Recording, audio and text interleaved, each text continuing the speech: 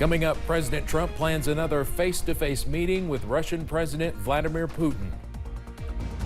Dedicated to Eastern and Southern Kentucky, this is WYMT Mountain News at 11.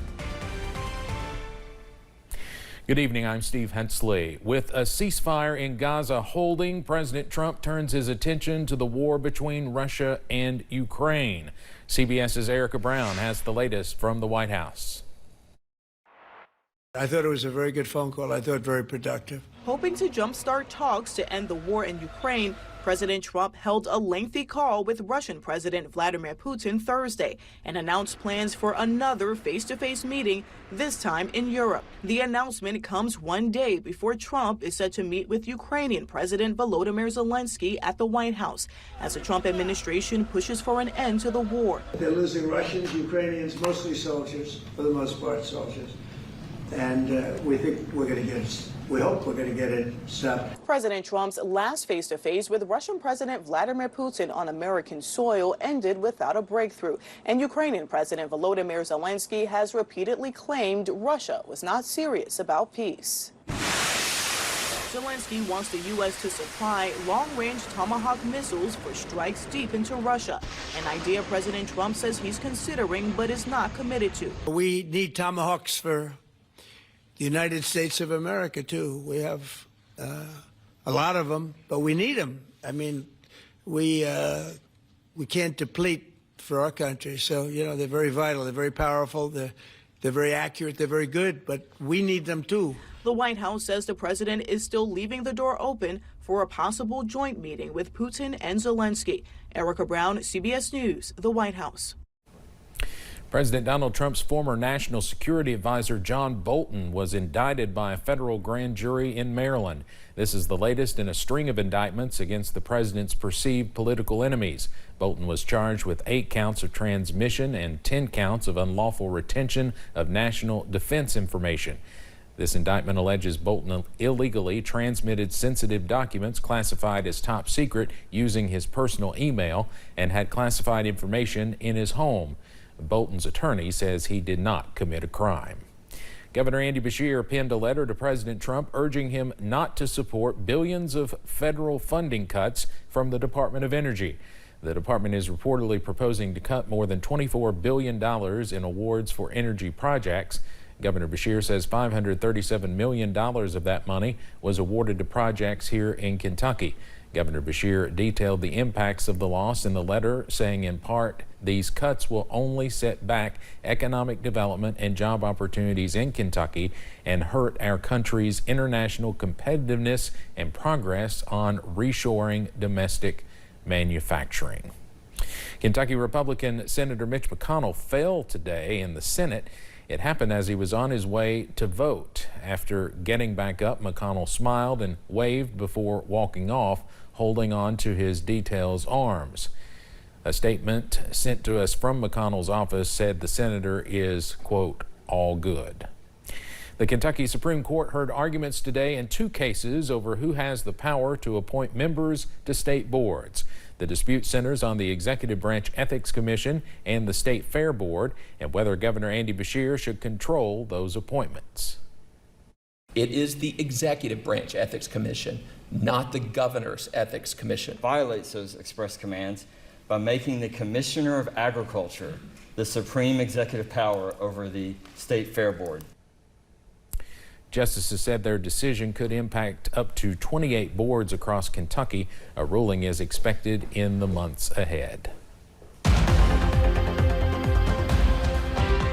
Wow, what a beautiful day throughout eastern Kentucky. Temperatures today made it into the upper 60s and low 70s. Hazard made it to 70. 68 was the high in Jackson. Pikeville made it to 66 degrees right now. Look at the temperatures in the 40s and 50s. We're sitting at 47 in Clintwood. Pikeville's at 53. 48 is the current temperature in Prestonsburg. Mid-50s from London over towards Somerset. Here's a look at First Alert Live. Pinpoint Doppler radar. All is quiet throughout eastern Kentucky, and this is going to get a break as we go throughout the day on Friday and for the most part Saturday. It's when we get into Saturday night. That's when the shower and storm chances start to ramp up. They will continue throughout the day on Sunday. On the WYMT First Alert Weather app, you'll get your hour-by-hour forecast where we'll see clear skies from noon until 6 a.m.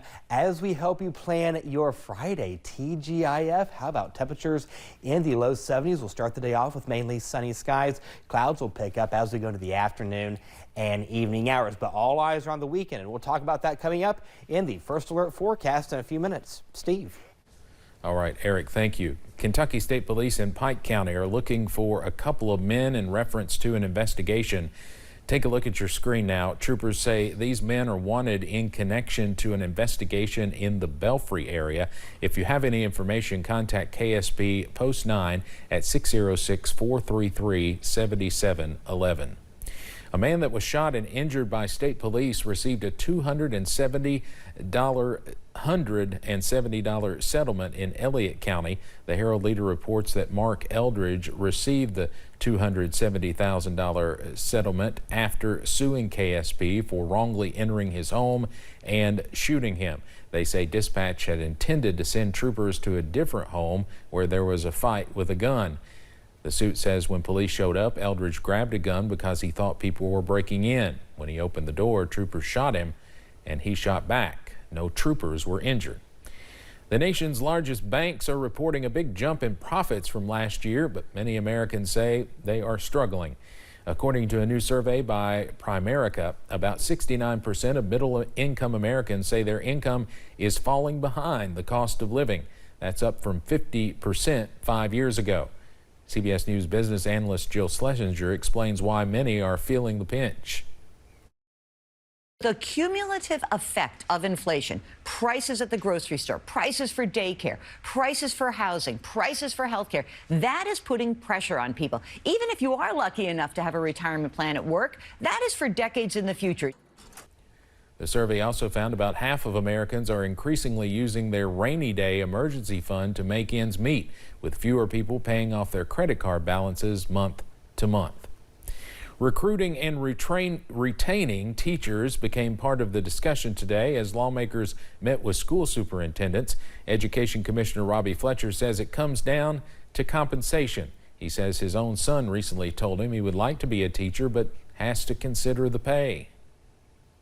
But he said, Dad, I know you're a commissioner, but I can't be an educator because I can't make a good living wage. And that's an issue that I only hear in my home. I hear that a lot when you talk to students. When you go into colleges and universities, they talk about they're not going to go into the education field because of the compensation.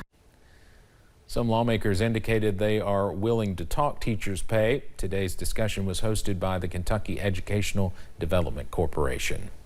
The University of the Cumberlands has a new president. Dr. Quentin Young has officially assumed the role of the 11th president in the university's 137-year history. He succeeds Dr. Larry Cockrum, who is transitioning to the role of president emeritus.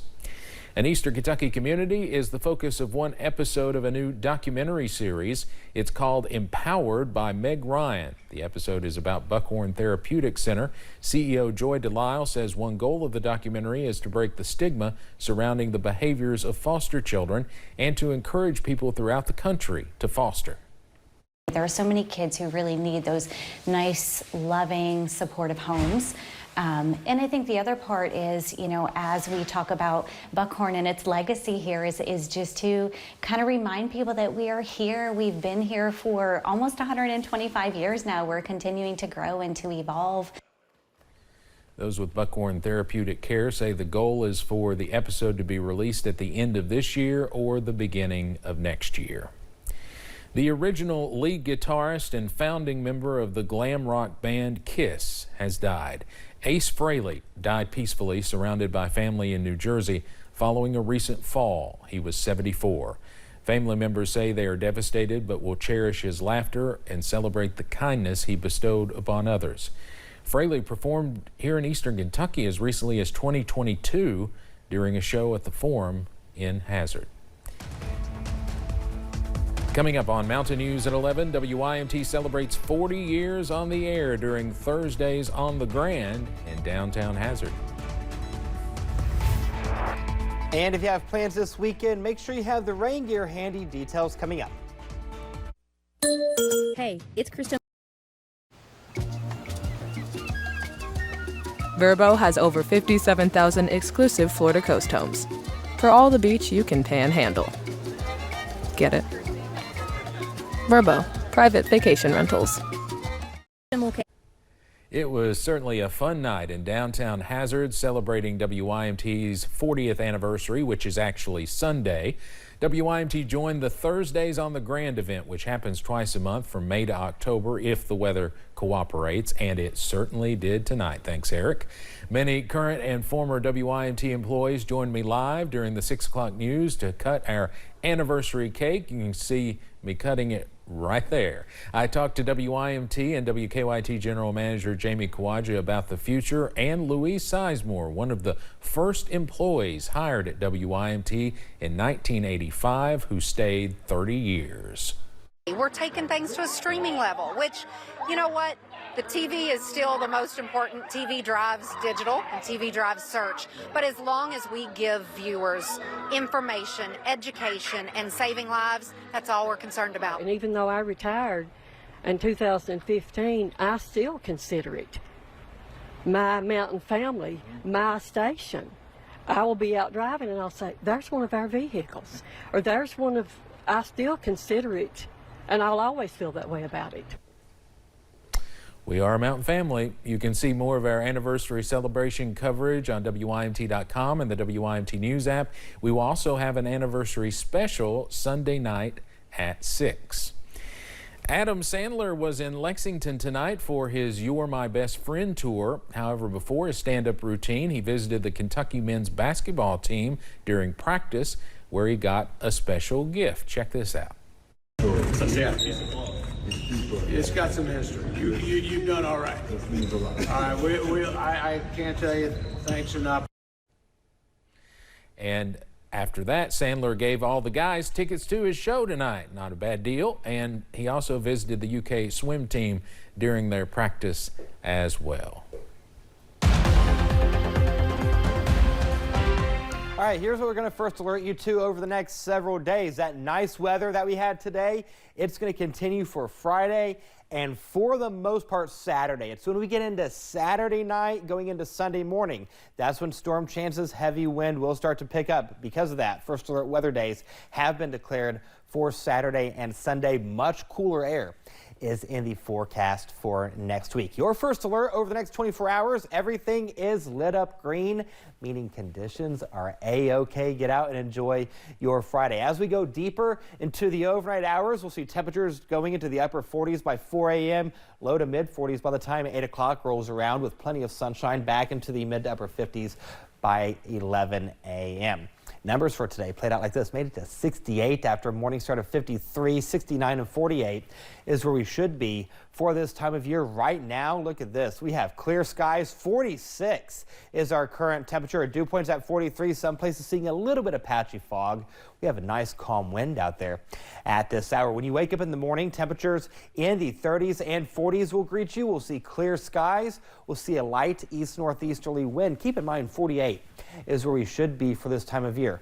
All is quiet for your Friday on Future View. The clouds will start to thicken as we go into the afternoon and evening hours, but not a bad Friday at all in terms of temperature. We'll make a run for the mid-70s from Manchester over towards Somerset, low 70s from Louisa over towards Clintwood. We'll see wall-to-wall sunshine to start, but again, that cloud cover will thicken throughout the day. ARH Game of the Week plays out like this. Martin County is taking on Floyd Central. There's your kickoff time, 7:30. We'll see temperatures in the low to mid 60s throughout the entire game. Here's our setup as we go into the weekend. Warm front's going to push through first. That's going to allow those temperatures to go into the upper 70s and low 80s for your Saturday. Back behind it is a cold front. Now, this is going to swing through As we go into Saturday night, going into Sunday, watch what happens as this pushes through. Shower and storm chances start to ramp up overnight Saturday. Here comes Sunday morning, becomes more widespread. By Sunday night, it's out of here. That cooler air is going to usher in. So the first alert forecast for tonight takes us down to 44 degrees. We'll see clear skies with a light east-northeasterly wind. For your Friday, 71 degrees with mostly sunny skies with a light easterly wind. The ARH 7-day forecast for the weekend is always a view now extended into the 10-day forecast. We go to Saturday and Sunday where we have the first alert weather days. We drop into the mid-60s for Sunday, Monday, Tuesday, low 60s for Wednesday, and then next weekend, now on the 10-day forecast, we have rain chances Friday going into Sunday of next week. That's the latest first alert forecast. Steve. I'm so old, I've seen it go from the 3-day sneaky peek and the Jeff Noble days to now the 10-day forecast. Well, nights are starting to get cooler, and a first frost and eventually freeze is just around the corner. Many could see their first frost as early as next week. For many plants, it's truly over once we get a first hard freeze. But with a frost, there are still some things you can do to save those plants. You have things that are in the ground, and moving is not an option. I'd keep some old painter blankets. You know, what works really, really well is the drop cloths, not plastic, but the old kind of a heavy, almost canvasy type. Ella says it's a good year for plants if the first killer frost of the year happens after October 21st. A sweet celebration is taking place this weekend in London. Honey Bun Day honors the role Flowers Bakery has played in the community since 1953, providing thousands of jobs and millions of pastries. The festivities start Saturday morning with a honey bun brunch and vendors market at the London Community Center. Later in the day, events move to Town Center Park for live music, a car show, and the Taste the Buns Challenge. The highlight, a record attempt for the most people eating a honey bun at the same time with a $1,000 grand prize. Everybody gets a honey bun and a numbered card, and then one random number gets drawn for a $1,000 grand prize. So we help set a record, somebody walks away winning, and everybody leaves with something tasty. Entry is free, and more information is available online at honeybunday.com. The celebration runs all day Saturday in downtown London. The new Music and Mud Festival in Whitley County this weekend will serve as a collection point for a community project. The second annual Winter Blanket Drive is underway to help seniors in local nursing homes. Barrels will be set up at the festival for people who want to donate, and collection boxes are also available at the Whitley County Fiscal Court office. Donations can be dropped off at the festival or at the Whitley County Fiscal Court office. Last year, she said her goal was 100 blankets, and she ended up with over 400. So we're hoping that we'll have even more than that this year. The drive is looking for twin size or throw blankets with a deadline of December 16th so they can be given out as Christmas gifts. People can also donate at the groomer at Clayton, Geneva in Williamsburg, or through an Amazon wish list linked on our website. Still to come at 11, a program teaching kids grit, growth, and confidence through a state-of-the-art obstacle course.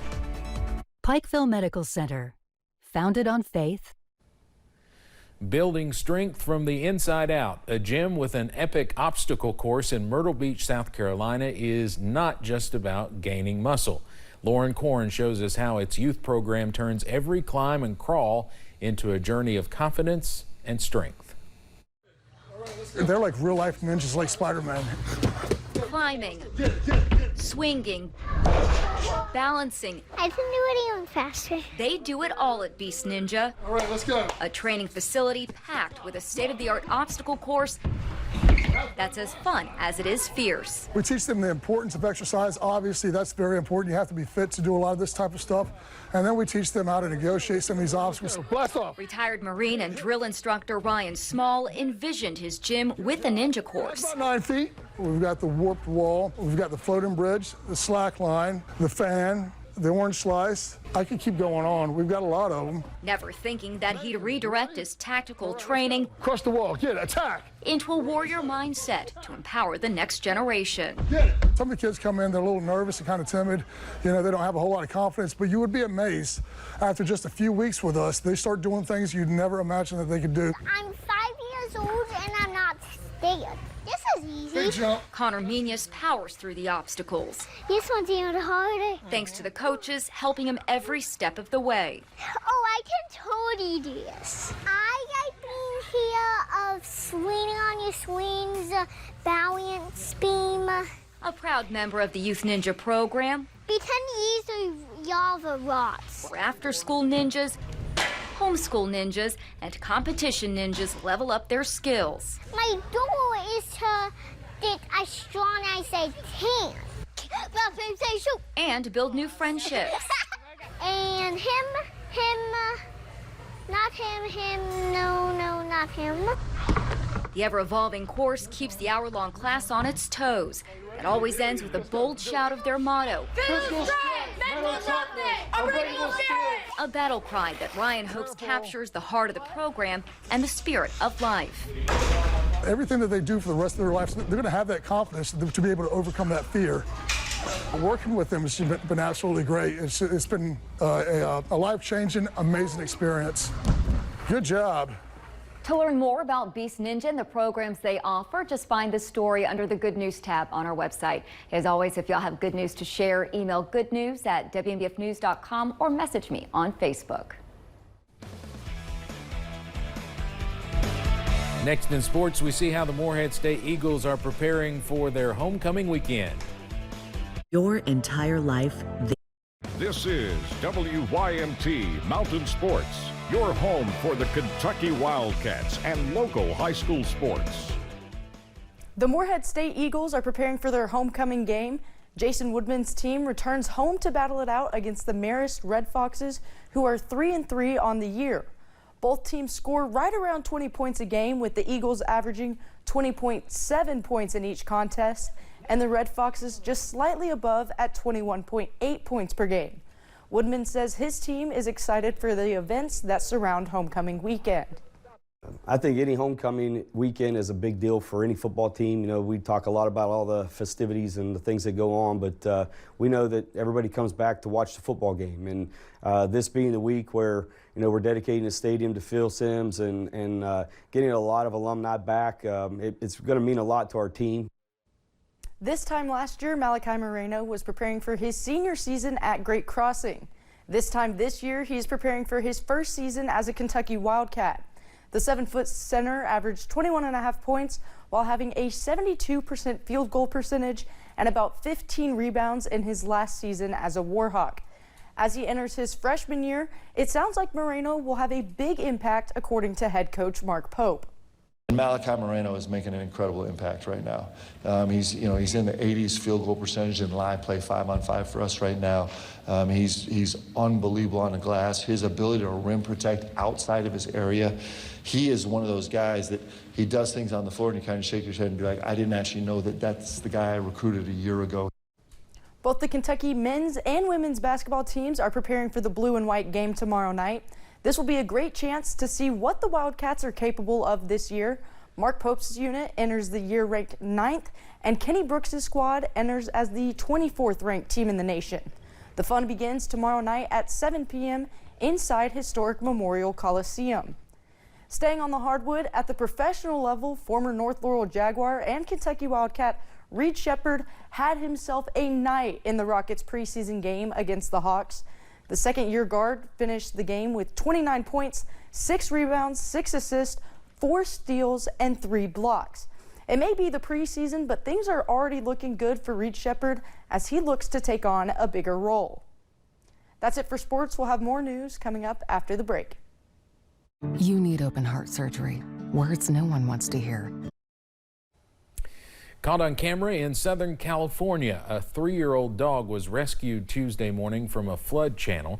The Ventura County Fire Department found the small pup shivering on top of debris and surrounded by fast-moving water. Firefighters managed to reach the dog and safely return her to shore. Ventura County Animal Services is currently taking care of the animal. The agency is searching for the pet's owner.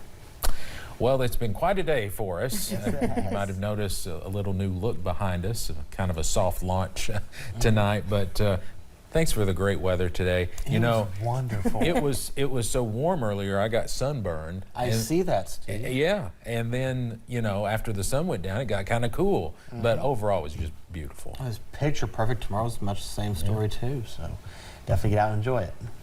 Before the rain this weekend. Yeah, oh yes, if we can take one final look at the 7-day, no, the 10-day now. Old habits die hard. There you go, the alert days for Saturday and Sunday, and then clearing out for Saturday of next week. All right, thanks, Eric. Thank you for joining us tonight. Colbert's up next. Good night, everyone.